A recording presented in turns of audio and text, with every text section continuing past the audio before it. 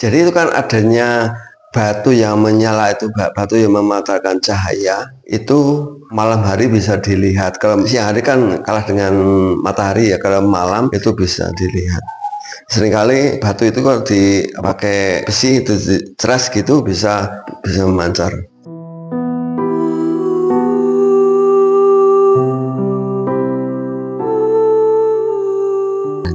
Yang pertama-tama itu didikan dari keluarga besar Mustiono atau ucapan syukur atas keselamatan dan kehidupan. Itu yang pertama. Yang kedua itu memang sudah rencana Tuhan sendiri, karena itu kan batu belincong itu sudah zaman dulu kala sebelum ada gereja pun dia sudah ada batu itu. Letaknya di mana tuh batu belincong itu? Itu ada salibnya. Oh, yang ada salib di atas tadi. Iya.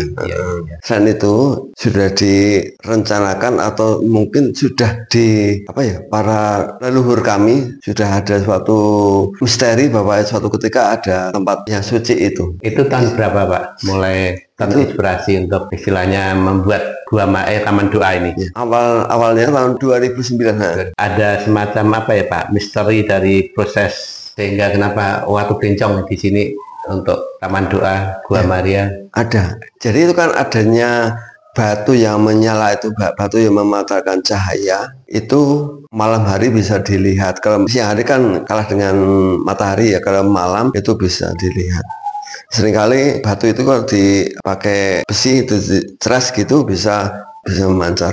Itu bisa untuk korek api, itu alam. Awalnya tanah itu milik Pak siapa Pak? Itu dari milik keluarga kami. Oh, keluarga Pak Warto. Iya, Postiono. Oh, Postiono keluarga dari Bapak. Iya, bapak saya. Oh.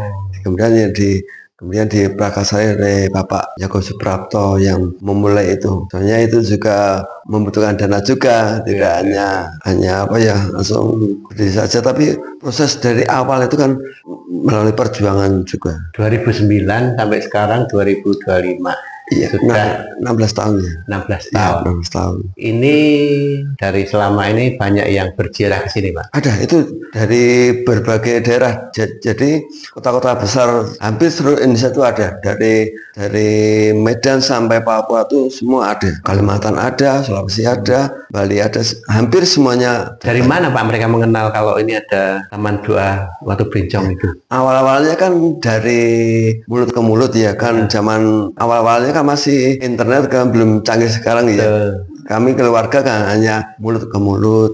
Tapi lama-lama kan ada internet semakin cepat menyebar. Kami juga kerjasama dari berbagai pihak gitu. Misalnya dari Atmajaya, UGM, Sanata Dharma dan sebagainya. Pak, dari banyak kunjungan peziarah ke sini, mungkin ada yang menyampaikan ke Bapak semacam mujizat penyembuhan atau doa terkabul dari para peziarah yang datang? Ada. Seringkali mereka yang nggak bisa jalan ya, itu dia pertama kali kesini itu memakai kursi roda ya, itu nggak mungkin kalau akhirnya saya antar pakai motor. Dari bawah sana? Iya, sampai sana. Kemudian dia berdoa, kemudian selisih berapa bulan lagi, sekitar 6 bulan lagi itu dia kesini lagi, Pak terima kasih saya sudah sembuh. Itu mujizat dia yang kesaksian mereka yang datang. Itu tahun berapa yang pengalaman itu? Itu ya seringkali hampir tiap tahun itu ada orang-orang yang. Oh, ada beberapa orang. Di buku tamu sering ada nomor HP ya, kan misalnya suatu ketika Pak saya minta didoakan, kami doakan. Misalnya masalah-masalah yang berat ya. Yang pertama kali itu dari SMA saya Desa PNT. Itu dulu mau mendirikan sekolah itu karena mau pengembangan sekolahnya itu susah sekali. Akhirnya dia mau dinobenkan di Gua Maria ini, akhirnya terkabul. Sekolahnya bisa lancar, Tuhan membantu sekolah Desa PNT. Harapan dari Bapak dengan ini kan masih proses panjang ya untuk jadi lebih baik gitu loh. Apa harapan dari Bapak, mungkin dari gereja atau dari umat atau dari... Kalau saya sendiri kan tidak mampu ya untuk menghandle semuanya, tapi kami kan kerjasama dengan gereja, itu kan gereja bekerjasama dengan berbagai pihak, hanya lama-lama bisa tercapai nanti. Ini sekarang ditangani oleh gereja? Iya. Paroki? Iya. Belum ke sepanjang Pak dari paroki? Belum, masih paroki dulu. Nanti kalau ini sudah semakin maju, Pak Keuskupan baru